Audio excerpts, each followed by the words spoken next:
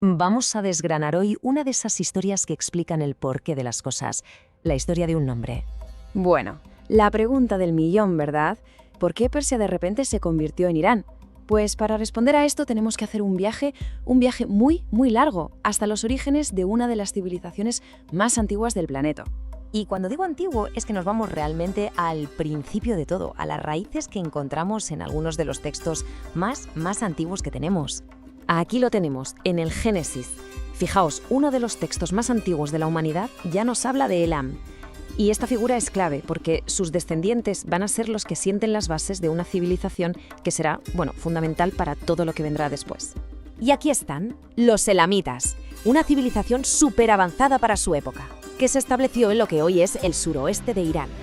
Ellos, por así decirlo, prepararon el terreno, pusieron los cimientos culturales y territoriales sobre los que se levantarían los grandes imperios que todos conocemos. Vale, y a partir de esas raíces, ¡boom!, nace el que se considera el primer gran imperio global, una auténtica superpotencia de la antigüedad, fundada nada menos que por Ciro el Grande. Y para que nos hagamos una idea de su magnitud, mirad esta cifra. Un 44%.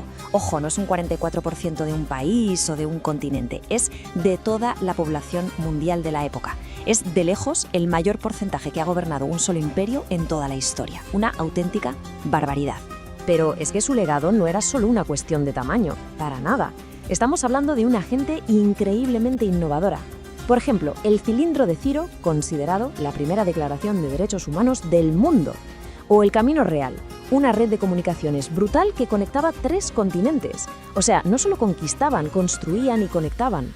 Y claro, un imperio tan vasto y antiguo también es un hervidero de ideas, sobre todo espirituales. Mucho antes de la llegada del Islam, esa zona del mundo era un auténtico crisol de nuevas fees. Aquí podemos ver un poco esa evolución. Nace el zoroastrismo, que es una de las religiones monoteístas más antiguas que existen. Luego surgen otras corrientes como el mitraísmo y el maniqueísmo, que se expanden por todas partes.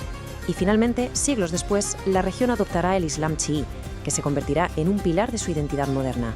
Y lo más alucinante es que estas ideas no se quedaron allí, ni mucho menos. El zoroastrismo, el mitraísmo, acabaron influyendo de una forma súper profunda en el pensamiento romano y más tarde en el cristianismo. Las ideas, como vemos, no conocen fronteras. Bueno, y después de este larguísimo viaje por la antigüedad, vamos a dar un salto enorme. Nos plantamos en el siglo XX. A ver, cómo todo esto que hemos contado conecta con la pregunta inicial sobre el nombre. Y aquí está la clave de todo el asunto. Fijaos en la diferencia. Persia era el nombre que le daban desde fuera, en concreto los griegos. Se basaba en una de sus provincias, Pars. Era, digamos, el nombre para el extranjero. Pero Irán era como se llamaban ellos a sí mismos. Era su nombre, el de verdad, y representaba a todas las etnias, no solo a una. Lo llevaban usando miles de años. Por eso, cuando en 1935 el gobierno pide al mundo que use el nombre de Irán, es súper importante entender esto. No se estaban cambiando el nombre. Estaban pidiendo, por favor, que el resto del mundo les llamara por su nombre de siempre. Fue una corrección, no un cambio. Y es que el propio nombre tiene un significado muy potente.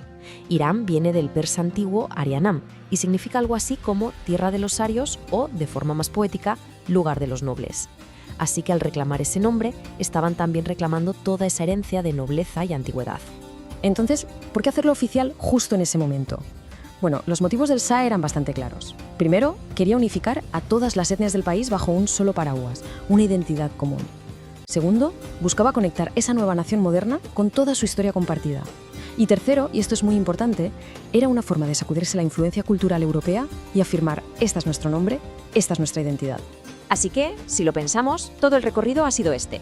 Desde aquel antiguo reino de Elam, pasando por un imperio persa que fue el más grande del mundo, hasta llegar a una nación soberana, que en el siglo XX simplemente reclama el nombre que siempre ha sido suyo, el de la tierra de los nobles. Y todo esto nos deja con una pregunta final para reflexionar. Saber toda esta historia, este viaje de miles de años, ¿cambia de alguna manera la percepción que tenemos de Irán hoy? Ahí lo dejamos.